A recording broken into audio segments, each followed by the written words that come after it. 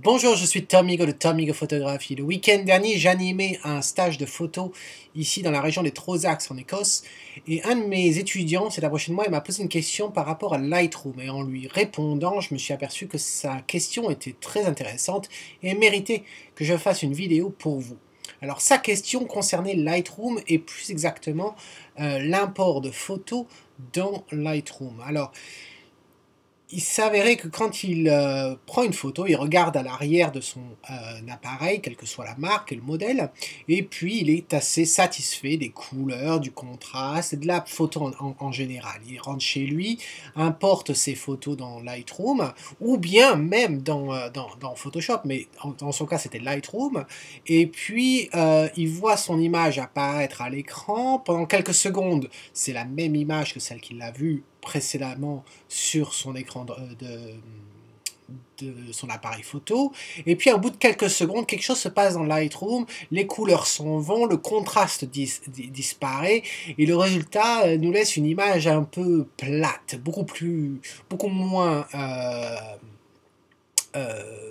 beaucoup moins parlante que celle vue précédemment sur l'appareil photo. Alors, la question c'est est-ce qu'il y a un problème avec Lightroom? La réponse simple, c'est que non.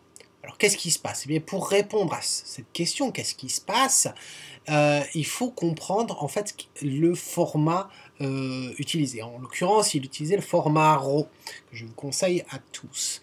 Alors, j'ai fait il y a 2 ans de ça une vidéo expliquant la différence entre le format RAW, le JPEG et le TIFF. Si vous n'avez pas vu cette vidéo, je vous invite à cliquer sur le lien maintenant. Ça vous explique non seulement la différence, mais pour aborder cette différence, il faut bien comprendre ce qui se passe dans l'appareil au moment où vous appuyez sur le bouton d'obturateur. Alors, c'est de ça que je parle dans cette vidéo. En gros, le format RAW est en fait un négatif digital de votre photo. Il contient donc évidemment les informations concernant votre photo, mais aussi d'autres informations telles que le modèle d'appareil photo utilisé, les paramètres utilisés tels que votre exposition, donc l'ISO, l'obturateur, l'ouverture du diaphragme, ainsi que par exemple des propriétés plus spécifiques à votre appareil, telles que le point de focus, ou bien si oui ou non la réduction de bruit, le mode de réduction de bruit a été utilisé, qu'est-ce qu'on peut avoir d'autre? Ah oui, la correction de l'objectif, certains appareils le permettent, et puis d'autres informations également. Il y a aussi une autre information dans le format RAW et c'est un JPEG. Et oui, même si vous sélectionnez de générer simplement que le format RAW, et qui va être enregistré sur votre carte mémoire, même si vous sélectionnez ce format-là, vous allez toujours avoir un JPEG à l'intérieur de votre format RAW. Alors pourquoi? Eh bien, c'est assez évident. Si vous n'aviez pas ce JPEG à l'intérieur de votre fichier RAW, vous ne pourriez pas voir l'image résultante sur à l'arrière de votre appareil photo.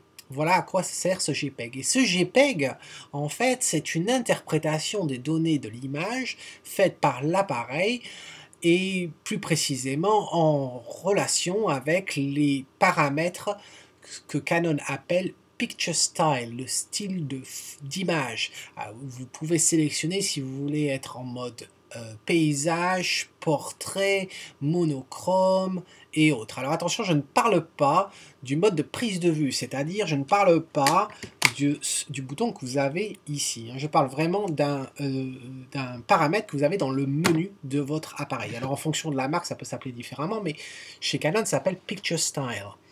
Donc, dans Picture Style, en fait, vous donnez des informations à l'appareil sur comment vous souhaitez le contraste, la saturation et d'autres points.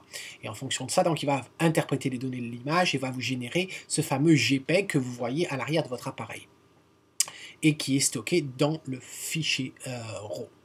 Quand vous faites l'import d'un fichier RAW dans Lightroom, en fait, voire la plupart des informations stockées à l'intérieur de ce fichier RAW ne sont pas utilisées par Lightroom. Lightroom ne s'occupe que des données importantes à la génération de l'image. Alors, les données propres à l'image, mais également, par exemple, quel est le modèle de l'appareil photo, les paramètres d'exposition, la couleur des blancs, et puis les paramètres de copyright. C'est tout. Tout le reste, il ne va pas s'en utiliser, s'en occuper. Si vous voulez utiliser ces informations-là, alors il faut utiliser le logiciel d'édition fourni avec votre appareil photo. Donc Lightroom importe votre photo. D'ailleurs, par rapport aux données que Lightroom reconnaît, je vais choisir une photo vraiment au hasard. Allez, on descend. Et puis, allez, hop, tiens, celle-là. C'est qu'elle est. Voilà. Si on prend cette photo et qu'on regarde ici à droite, vous voyez que là, maintenant, on a des renseignements. Alors, qu'est-ce qu'on a? Eh bien, on a le copyright ici. On a la date, bien sûr, le modèle de l'appareil dans le 5D Mark III, le modèle de l'objectif, si oui ou non j'utiliserai un flash, et puis bien sûr les paramètres de l'exposition, donc l'ISO, et puis on a en fait l'ouverture, tout ça, donc que vous avez en haut ici, donc ISO, l'ouverture à 5 et la vitesse à 1/400. Voilà le type d'informations qui sont utilisées par Lightroom. Vous allez faire l'import de votre image et Lightroom va d'un seul coup interpréter les données de la photo et va vous donner un rendu selon sa propre interprétation de l'image. Et c'est pour ça que l'image de départ que vous avez, ce n'est ni plus ni moins que le fameux JPEG qui est à l'intérieur du RAW, donc qui est affiché pendant quelques secondes. Et après, quand Lightroom continue à lire le fichier RAW et à interpréter ces données, ce JPEG est remplacé par cette nouvelle interprétation. Et donc l'interprétation faite par Camera Raw, qui est le moteur d'interprétation du fichier RAW dans Lightroom et aussi bien dans Photoshop. Alors on va faire un essai, on va voir exactement de quoi je veux parler. Alors je vais apporter ma carte mémoire, voilà. Et puis vous avez dû voir hier, j'ai publié quelques photos que j'ai prises très tôt dans la matinée, dans les collines Pentlands à l'extérieur d'Édimbourg. Donc j'ai encore ces images-là sur ma carte. Donc je vais en sélectionner quelques-unes.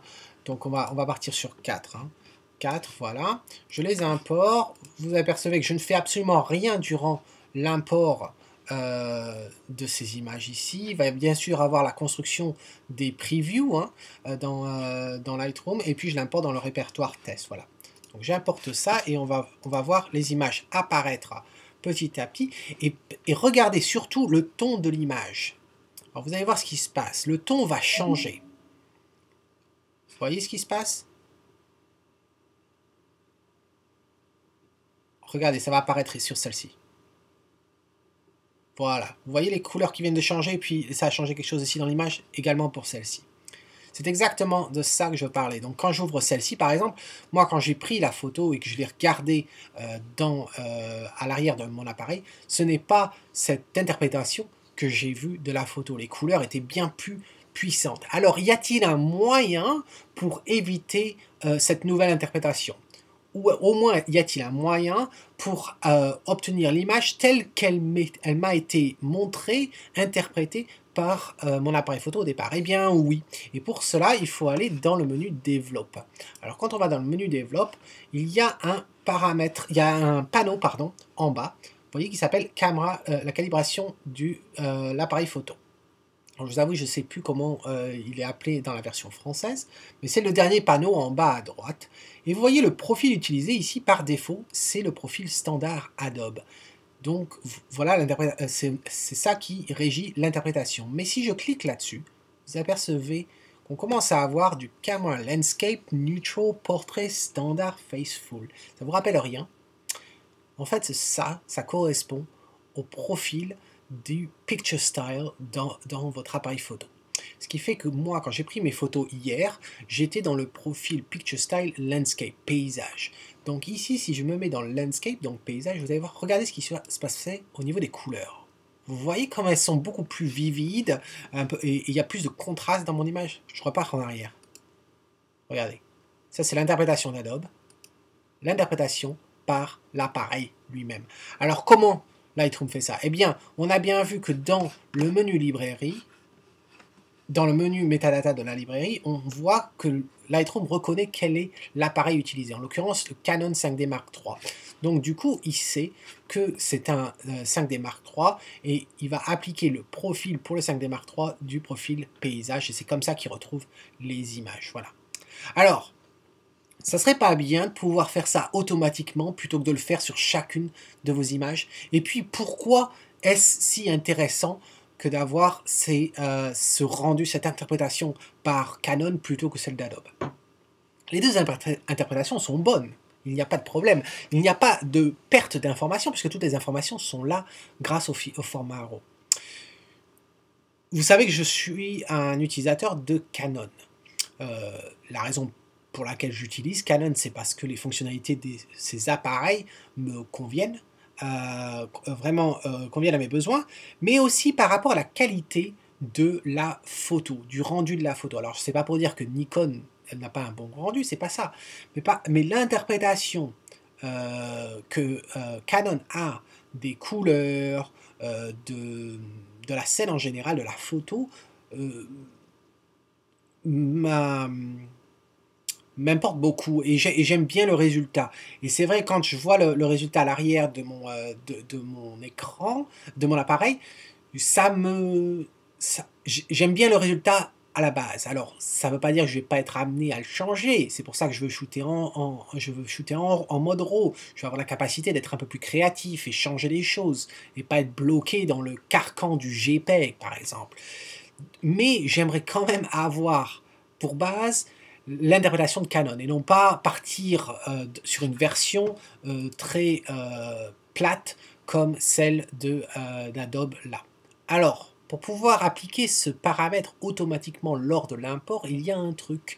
Et le truc, c'est quoi? C'est d'aller dans les presets que vous avez à gauche, vous cliquez sur le petit plus et vous créez un preset. Alors, un preset, c'est quoi? C'est ni plus ni moins qu'une collection de paramètres que vous voulez appliquer. Donc là, par exemple, moi je veux appliquer la correction de l'objectif. Alors celle-là, c'est la correction faite par Lightroom, hein, pas celle de... si votre appareil photo vous permet de faire la correction de l'objectif dans l'appareil, c'est pas celle-ci d'ailleurs. Celle-là, cette dernière n'est pas utilisée par Lightroom. Donc j'applique cette correction d'objectif ainsi que la calibration. Et ensuite, vous choisissez un nom et vous faites créer. Je ne vais pas faire créer puisque moi je l'ai déjà. Elle s'appelle ici, elle est dans mes favoris. Elle s'appelle en anglais, c'est la correction d'objectif plus le profil paysage de l'appareil Canon. Voilà comment je l'appelle. Alors comment ça fonctionne?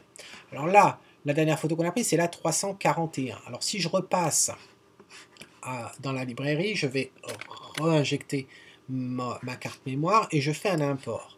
Et je vais choisir le 342 par exemple. Alors, je descends 337, 342. Alors, un check et je choisis celui-ci. Maintenant, si vous regardez ici, appliquer durant l'import, et bien au lieu de rien, none, je vais choisir dans mes favoris et je vais trouver ce fameux preset. Voilà, je le sélectionne et puis je l'importe. Et vous allez voir ce qu'il va faire. Automatiquement, il va m'appliquer les couleurs telles que je les veux, celles de Canon. D'ailleurs, si je double-clique dessus, vous voyez, les couleurs sont assez vivides. Je repasse dans le menu Développe et vous remarquez qu'ici, le profil, c'est bien le paysage par l'appareil, ainsi que la correction d'objectif qui est automatiquement cochée. Voilà. Et donc, si je voulais passer sur le profil Adobe, vous voyez que là, je le change en Adobe et vous voyez les couleurs sont bien changées. Alors, si vous n'utilisez pas Lightroom et que vous utilisez Photoshop, par exemple, eh bien, c'est la même chose. Donc là, je passe dans Photoshop, je réinjecte ma carte, je fais ouvrir, et là, on avait 342, on va choisir 343. Voilà. Ça va l'ouvrir dans Camera Raw. Et vous voyez, là, par défaut, c'est la version, c'est l'interprétation par Adobe, donc couleur assez fade, etc. Si vous remarquez à droite, vous avez un petit logo, un icône d'un appareil photo. Et ça, c'est le panneau de la calibration d'appareil, tout comme on avait dans Lightroom. Donc, une fois que vous avez sélectionné ça, eh bien, vous pouvez changer le nom ici et passer en Landscape, comme j'ai fait tout à l'heure, et retrouver les couleurs et les couleurs et le contraste que j'avais initialement dans mon appareil. Voilà, alors j'espère que ça vous paraît tout clair, très clair tout ça, que vous avez appris quelque chose et que vous voyez l'intérêt d'utiliser la calibration de l'appareil, le profil de calibration lors de votre import. Alors dites-moi dans les commentaires si vous trouvez ça intéressant, si vous l'utilisez, si vous allez l'utiliser maintenant. Et puis, en attendant la prochaine fois, eh bien c'est Tom Higo qui vous dit, si vous aimez ce que vous voyez, eh bien capturez-le et puis choisissez le profil de calibration qui vous convient. Ciao!